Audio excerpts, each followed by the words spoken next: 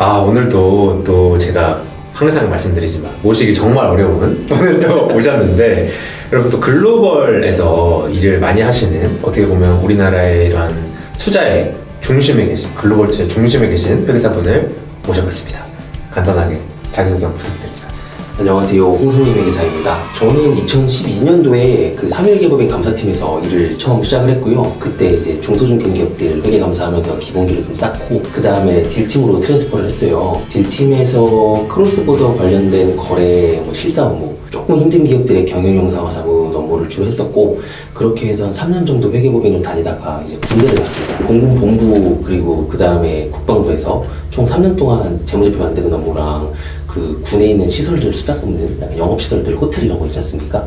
그런 거 수작 뽑는 업무를 하고 그 다음에 전역을 했고요. 전역을 할 때 사무회계법인으로 원래 복직을 해야 되는데 때마침 지금 제가 있는 팀 쪽에서 팀을 새로 만들면서 이직의 기회가 생겨가지고 이직을 했고, 지금은 이직 후에 한 5.5년 동안 이 글로벌 크레딧 업무를 쭉 하고 있습니다. 글로벌 크레딧 업무라는 게 조금 생소할 것 같아요, 사실. 그래서 이 글로벌 크레딧 업무라는 게 정확히 어떤 건가요? 어떻게 보면 이 글로벌 크레딧이라는 말 자체가 좀 워낙 포괄적이어서 좀 설명하기가 조금 어려운 부분이 있는데요. 기본적으로는 기업금융 업무입니다. 결국에는 기업의 크레딧 상품에 투자하는 업무고, 크레딧 상품이라고 하는 게 어떤 기업이 자금이 필요하면은 뭐 주식을 발행해서 자금을 조달할 수도 있지만 뭐 대출을 한다든지 아니면 우선주를 발행한다든지 여러 가지 형태로 자금을 조달할 수가 있잖아요. 그런 상품들을 저희는 이제 크레딧 상품이라고 표현을 하는데, 그런 상품들에 투자를 하는 업이고요. 그냥 크레딧이 아니라 앞에 글로벌이 붙으니까 저희가 투자하는 기업들이 지리적으로 한국이 아닌 국외에 있는 경우에만 저희는 투자를 하고 있습니다.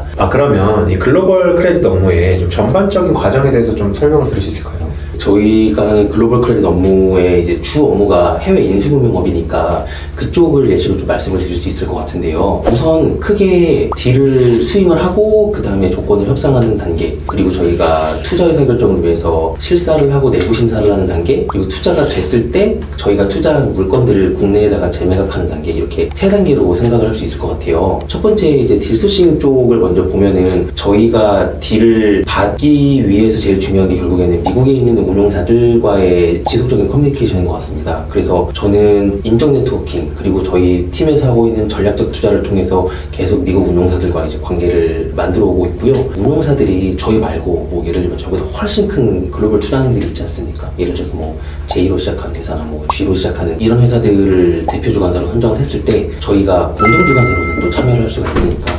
투자은행들과의 관계도 계속 만들어가고 있습니다. 그리고 여러 가지 뭐 금융 조건 이런 부분들을 이제 협상을 하게 되고요. 그렇게 해서 이제 딜이 잘 수임이 되면 저희가 이제 실사를 할 텐데, 이때 실사 과정은 사실 회계법인의 실사와 거의 동일합니다. 투자 의사 결정이 저희의 주 목적이니까 이 회사가 하는 사업을 또 분석을 하고 그 다음에 재무 분석을 하고 그것들을 조합해서 향후 현금을 추정을 잘 하는 게 이제 기본적으로 저희가 해야 될 업무가 되고요. 그 외에 인수금융업이니까 인수자인 사모펀드가 이 회사를 잘 계속 키워서 매각을 할 수 있는 역량이 있는 회사인지도 검토를 하고, 그리고 금융 조건에 대해서 이 금융 조건이 커머셜리 그리고 여러 가지 뭐 보호 장치들을 봤을 때 적정하냐, 이런 부분들에 대한 실사를 같이 하고 있습니다. 근데 이때의 금융 조건 관련된 부분들은 법률적 부분이 많다 보니까 저희는 웬만하면 초기 단계부터 해외 법률 자문사한테 좀 자문 같이 받아가지고 논의를 하고요. 이런 식으로 해서 이제 실사가 잘 돼서 저희 내부 심사를 통과를 하면은 저희 자금으로 이제 투자를 집행을 하게 됩니다. 그 다음에 재매각 절차를 진행을 하게 되는데, 투자자분들께 저희가 투자를 한 자산들을 소개를 한번 드리고요. 관심 있는 투자자분들, 여기서 투자자들 기관 투자자분들이세요. 뭐 보험사나 뭐 공제회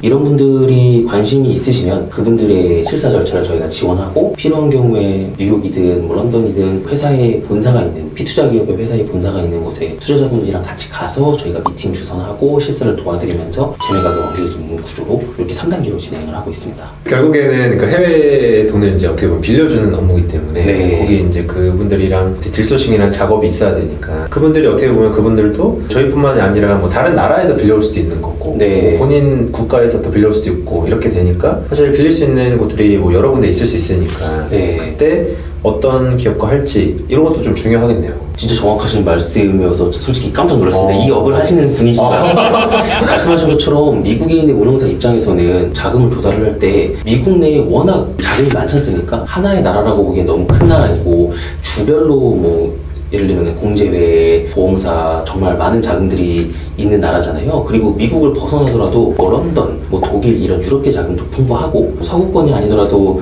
중동에 이제 소위 말하는 이제 오일머니들 정말 큰 돈들이 있는데 왜 굳이 이제 한국에 있는 저희들과 같이 일을 해야 되냐 이 부분에 대해서 사실 미국 기관들은 의문을 좀 가질 수밖에 없는 것 같아요. 그래서 저도 좀 궁금한 게 전 세계적으로 유동성이 제일 많은 나라가 미국이고 네. 거기 말씀대로 오일머니도 있을 거고 근데 그 중에서 이 한국 투자 기관과 돈을 빌려야 되는 그 이유가 혹시 있을까요 따로?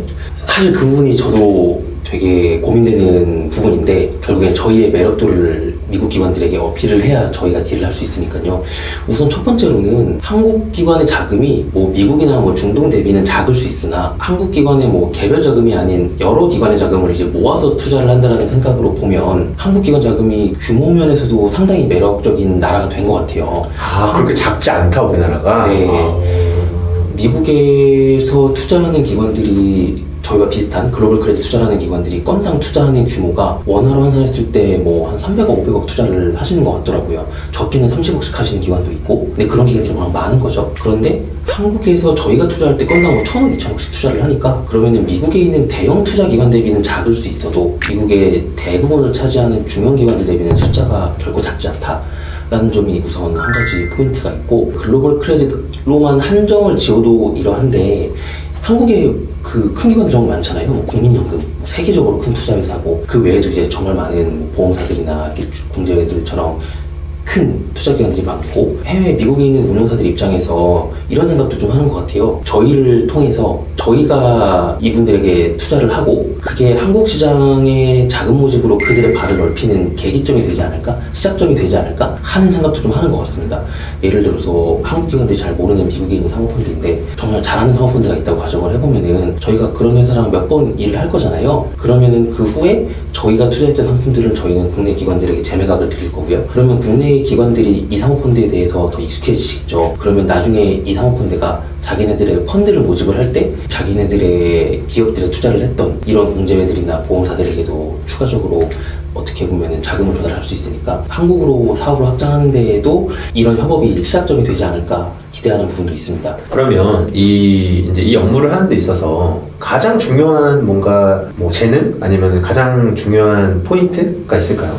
기본적으로 회계사들이 잘할 수 있는 일이라는 생각이 저는 한 가지가 들었던 부분이 뭐냐면요. 글로벌 크레딧 투자라고 해도 결국에는 기업 투자지 않습니까? 결국에는 아까 제가 말씀드린 업무의 3단계 중에서 실사 단계에서 회계사들이 가지고 있는 그 실사 역량이 되게 중요하게 작용할 수 있겠더라고요. 결국엔 글로벌 기업이라고 해서 대단한 게 다른 게 아니라 사업을 하는 지역이 한국이 아니다 뿐이지 기본적인 기업 투자의 관점은 동일하다고 생각이 됩니다. 그런데 회계사들은 어느 분야에 있든 기본적으로 기업의 숫자를 분석하고 기업의 뭐 투자 의사 결정은 아니더라도 기업의 재무를 분석하는 데는 워낙 익숙하신 분들이기 때문에 이 실사 과정에서는 회계사들이 가지고 있는 역량이 정말 잘 작용을 할 것 같고요. 저는 제가 회계법인에 있을 때 기간이 길진 않았지만 정말 여러 섹터의 여러 기업의 프로젝트에 참여를 했던 것 같아요. 그러다 보니까 여러 산업에서의 회사들이 어떤 사업 구조로 돌아가는지가 어떻게 보면 기본기로서 쌓였던 게 있는데 그런 부분들이 투자 의사 결정을 위한 검토를 할 때도 당연히 좋은 작용이 됐던 것 같고요. 이건 만약에 좀 정말 안 좋은 이야기인데 극단적으로 투자를 한 게 만약에 망했다, 재수가 없어서 이제 주주가들 위기가 처했다, 뭐 담보권을 실행해야 될 수도 있고 아니면 출자 전환을 해야 될 수도 있고 출자 전환을 했는데 결국에는 대주주를 날려버리고 불균등 감자를 해서 저희가 대주주가 돼서 회사를 매각해서 회수해야 되는 그런 정말 슬픈 상황이 왔다라고 가정을 하면 이런 일을 해본 사람들은 사실 회계사들이 대부분이지 않습니까? 회계사들이 갖고 있는 재무 분석 역량과 여러 프로젝트 경험, 타 직군 대비 여러 자본시장 관련된 법령과 절차들에 대한 익숙함 이런 게 크게 중요한 부분이라고 생각이 되고요. 그리고 이런 기업 투자적 관점 외에 아무래도 해외 업무다 보니까 뭐 기본적으로 어느 정도의 어학 능력 그리고